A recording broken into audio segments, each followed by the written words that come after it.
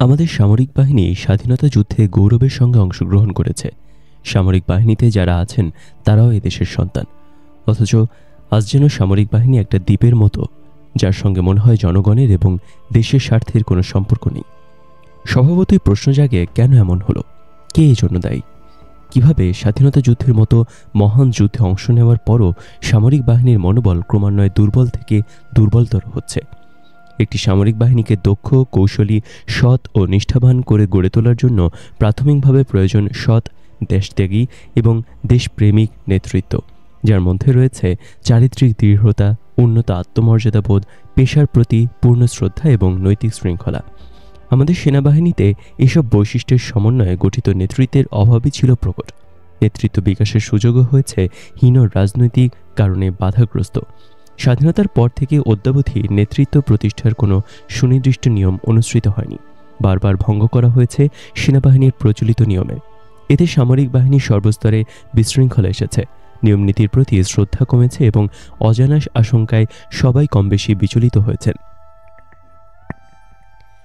সামরিক বাহিনীর chain of command, শৃঙ্খলাবোধ ও দেশপ্রেম, যা সবচেয়ে বেশি জরুরি, তাই প্রকারান্তরে ক্ষতিগ্রস্ত হয়েছে।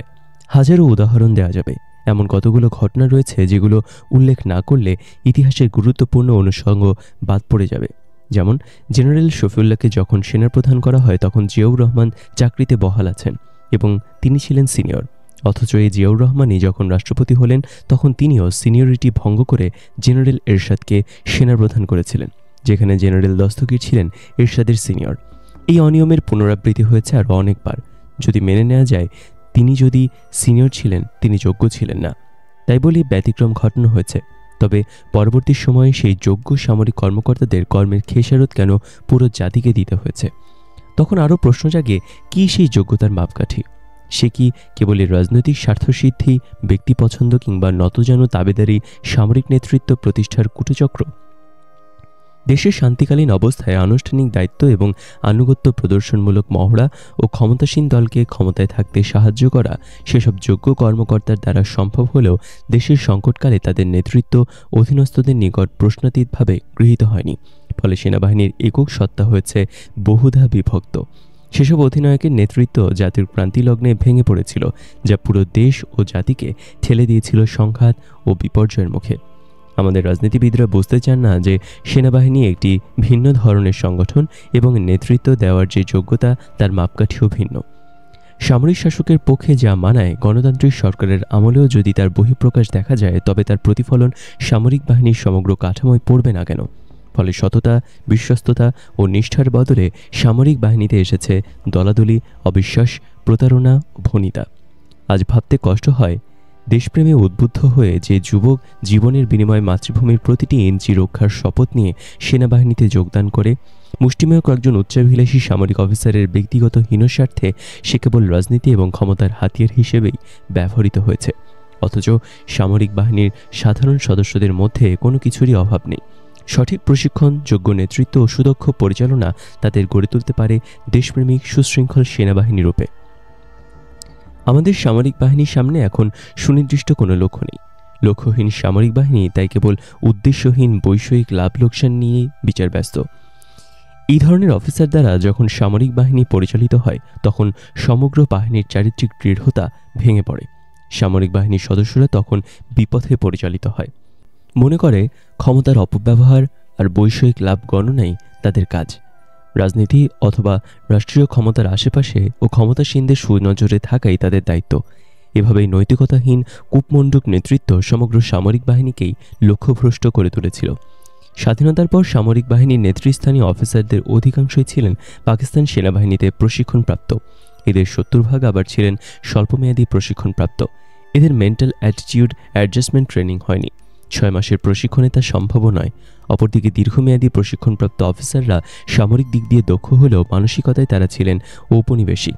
এদের অধিকাংশই দেশ স্বাধীন হওয়ার পরও ঔপনিবেশিক ও পাকিস্তানি মানসিকতা বদলাতে পারেননি। ফলে জনসাধারণের প্রতি থেকেছেন উন্নাসিক, নিজ সেনাবাহিনীর সাধারণ সৈনিকদের প্রতি থেকেছেন উদাসীন। ফলে নিজেদের মধ্যেও তারা রচনা করেছিলেন মানসিক দূরত্ব, যা জন্ম দিয়েছে নিজেদের মধ্যে হানাহানি, দেশপ্রেম, ভ্রাতৃত্ববোধের পরিবর্তে সৃষ্টি করেছে ষড়যন্ত্র ও অভ্যুত্থান। সামরিক বাহিনীর পেশা ও শৃঙ্খলাকে কখনোই গুরুত্ব দেওয়া হয়নি, বরং বিভিন্ন সময় হীন ব্যক্তি স্বার্থে তা পদদলিত করা হয়েছে।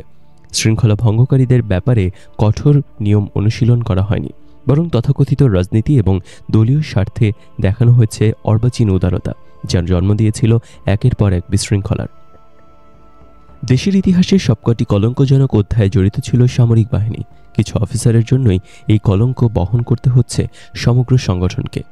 সামরিক বাহিনী শুধু একটি পেশা নয়, এটি একটি জীবনধারা। দেশের জন্য ত্যাগই হলো এর মৌলিক উপাদান।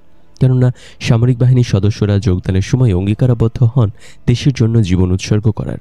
এই সেনাবাহিনীকে ক্ষমতাসীনদের হীন স্বার্থে, অযোগ্য নেতৃত্বে, আরাম আয়েশ, আনুগত্যের মহড়া, উৎসব, অপেশাদার কাজে এবং রাজনীতিতে অভ্যস্ত করে ফেলা হয়েছিল, যার ফলে সেনাবাহিনীতে ঘন ঘন বিশৃঙ্খলা ও অভ্যুত্থান সংঘটিত হয়েছে এবং দেশকে বারবার ধ্বংসের দ্বারপ্রান্তে নিয়ে গেছে।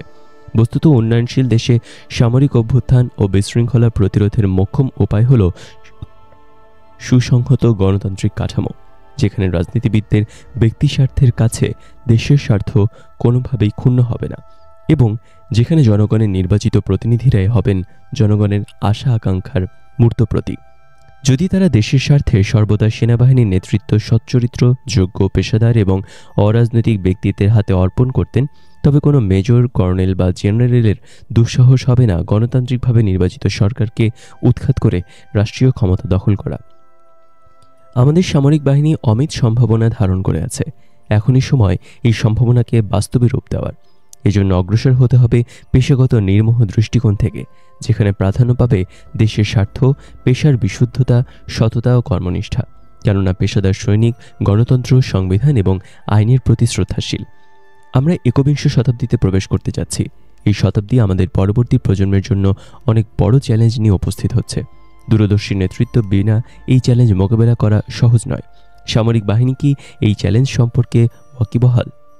হাজারো সুযোগ সুবিধা ও টাকা পয়সা দিয়ে সামরিক বাহিনীতে যোগ্য নেতৃত্বের শূন্যতা পূরণ করা যাবে না। Money is poor substitute for good command. টাকা পয়সা দিয়ে আনুগত্য ভাড়া করা যায়, কিন্তু ক্রয় করা যায় না।